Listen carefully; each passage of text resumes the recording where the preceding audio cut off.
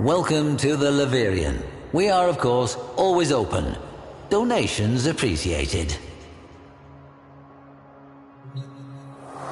This is Atlas, hard as stone. Is it any surprise that his story begins with an asteroid? Temple Telemon had cast a spell on the indentured masses with a song that heralded the coming of a great stone destroyer, a god who would shatter the world and lead them to a great rebirth. The Orokin mocked the cult's off-key singing, their spasmodic dancing, but the spell only grew stronger. Telemon broadcasts would oftentimes wedge into control channels to spread their doomsday message. For the suffocated lower castes, the notion of something more powerful than their Orokin masters must have been intoxicating. A brutal Orokin crackdown seemed to be working until an asteroid was detected on a collision course with Earth. The Telemons celebrated it as prophecy writ true, divine intervention. For the first time in living memory, the Orokin showed vulnerability.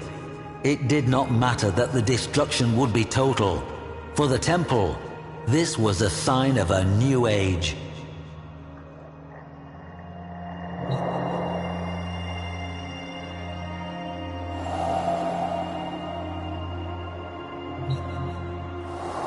A probe was sent to the asteroid, perhaps seeking proof of divine intervention.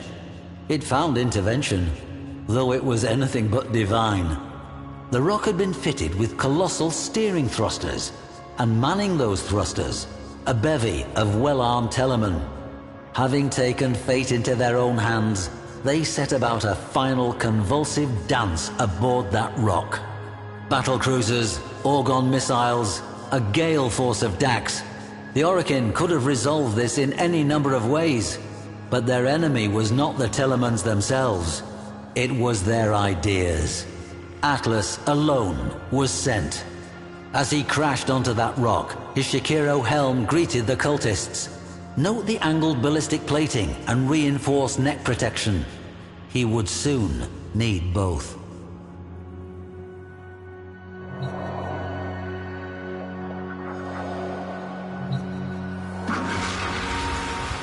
For years, historians felt this tale of Telemon quite improbable, an artifact of Orokin propaganda myth.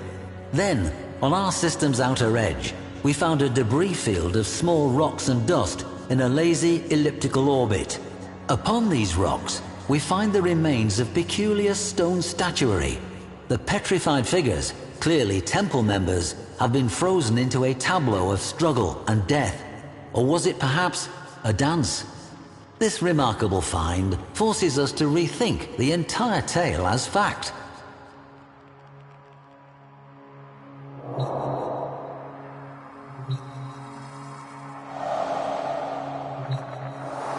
The Stratum Cyandana, reserved and austere, until you turn it over and reveal the glowing hue of the amethyst crystal within.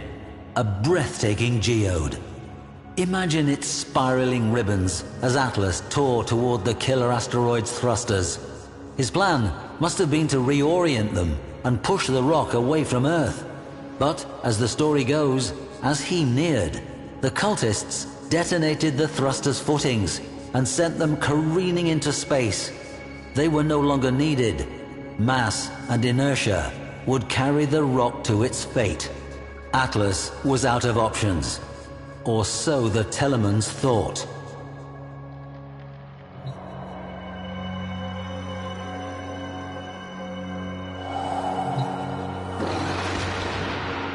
The Techo are perhaps my favorite pieces in this gallery. Note the intricate, ornate moldings, the complex blades. Quite the contrast from Atlas's otherwise workmanlike appearance. The beauty and craftsmanship conceal the true purpose of the Techo, as indentations found in cultist skulls attest. I have to wonder what frenzied dance would have been interrupted, or if the whiplash strikes and jabs of the Techo might have blended into the crowd's fitful celebration.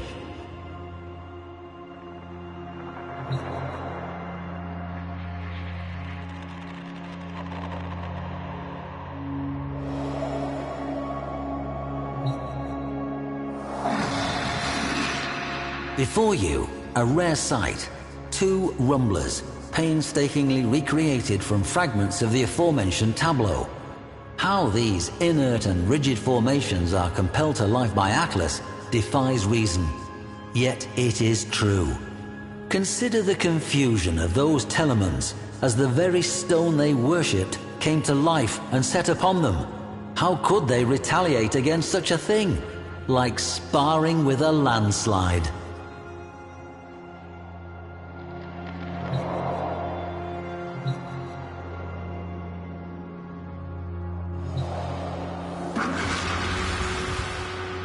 Earth swelled on the horizon as the cult mocked Atlas with their chorus, "The stone shall shatter all." Across the system, every Telemon echoed that final hymn. Children, as far as Neptune, turned their heads from greasy broth and gazed toward Earth. Would that careening stone change everything? Atlas kneeled down, head and hands pressed to the ground in apparent defeat as the Telemon's hymn grew even louder. But Atlas was listening, feeling, the way the stone trembled to the hymn's pitch. The faults within the asteroid became vivid to him, and so a new song rose up. Rumblers, erupting in a godlike rhythm, beating along the faults until Atlas, alone, struck the final resonant chord. A tremor forked through the rock until, all at once, the great asteroid exploded, its dust falling as scintillating rain, sparking across the atmosphere, and then gone. The Telemon's song fell silent, and children, as far as Neptune, turned away and swirled their spoons in greasy broth.